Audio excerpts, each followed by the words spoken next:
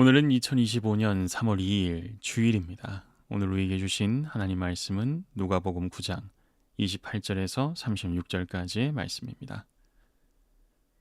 이 말씀을 하신 후 8일쯤 되어 예수께서 베드로와 요한과 야고보를 데리고 기도하시러 산에 올라가사 기도하실 때에 용모가 변화되고 그 옷이 휘어져 광채가 나더라.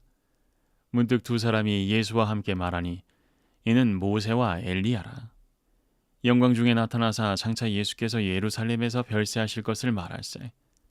베드로와 및 함께 있는 자들이 깊이 졸다가 온전히 깨어나 예수의 영광과 및 함께 선 두 사람을 보더니 두 사람이 떠날 때에 베드로가 예수께 여짜오되 주여 우리가 여기 있는 것이 좋사오니 우리가 초막 셋을 짓되 하나는 주를 위하여 하나는 모세를 위하여 하나는 엘리야를 위하여 하사이다 하되 자기가 하는 말을 자기도 알지 못하더라. 이 말할 즈음에 구름이 와서 그들을 덮은지라. 구름 속으로 들어갈 때에 그들이 무서워하더니 구름 속에서 소리가 나서 이르되 이는 나의 아들 곧 택함을 받은 자니 너희는 그의 말을 들으라 하고 소리가 그침에 오직 예수만 보이더라. 제자들이 잠잠하여 그 본 것을 무엇이든지 그때에는 아무에게도 이르지 아니하니라. 아멘. 오직 예수만 보이더라. 우리가 신앙생활을 하면서 가장 바라보는 것은 하나님의 자녀로 행복하게 사는 것입니다. 그러기 위해서 우리에게 꼭 필요한 것은 무엇일까요? 러시아의 대문호 톨스토이는 사람은 무엇으로 사는가를 통해 사람이 사는데 가장 중요한 것은 사랑이라고 하였습니다.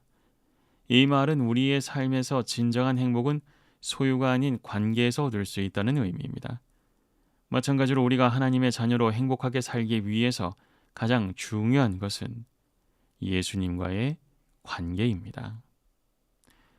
오늘 본문에서 본문 36절이죠. 소리가 그침에 오직 예수만 보이더라는 말씀은 우리에게 이 사실을 더욱 분명히 해줍니다.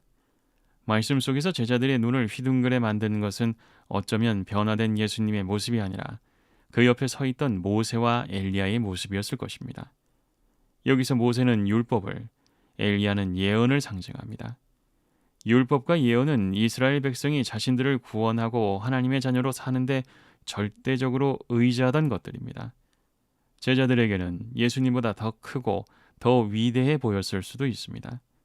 그러나 이 이야기의 결론은 오늘 본문 35절에 이는 나의 아들 곧 택함을 받은 자니 너희는 그의 말을 들으라 라고 구름 속에서 들려오는 소리와 함께 모세와 엘리야는 사라지고 오직 예수님만 보였다는 것입니다.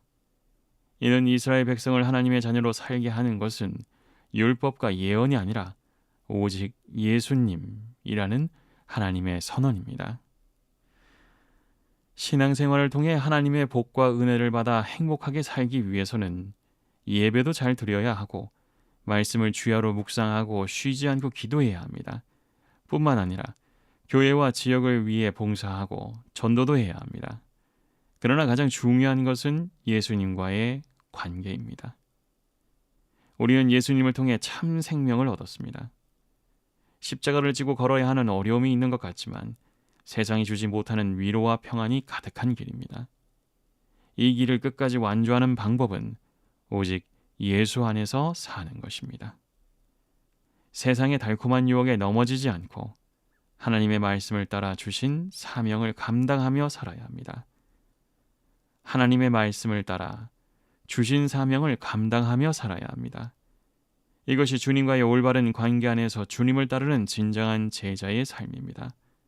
그리고 우리는 이를 통해 하나님의 자녀로 행복하게 살 수 있습니다. 오직 예수님만 바라보고 있습니까? 기도하시겠습니다. 우리를 구원하신 하나님, 그 크신 사랑을 받은 우리가 십자가를 지고 주님의 발자취를 따르며 말씀을 지키는 주님의 참 제자가 되게 하옵소서. 오직 예수님만 바라보며 하늘의 영광을 구하며 살게 하옵소서. 예수님의 이름으로 기도합니다. 아멘.